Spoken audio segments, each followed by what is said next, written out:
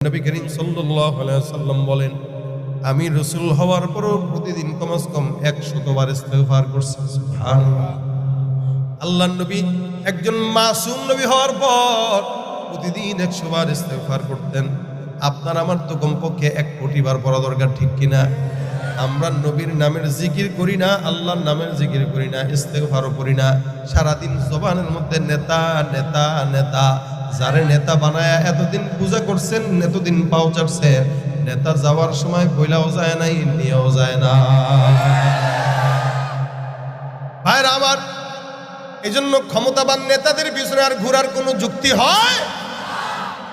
যার মন চায় যেমনি চলুক চলুক, আমি আমার মাওলার গোলাম। আল্লাহর গোলামি ছাড়া কোনো বান্দার গোলামি আর করা যাবে?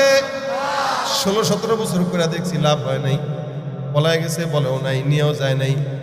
এ মুসলমান, সুতরাং একদল পলাইছে,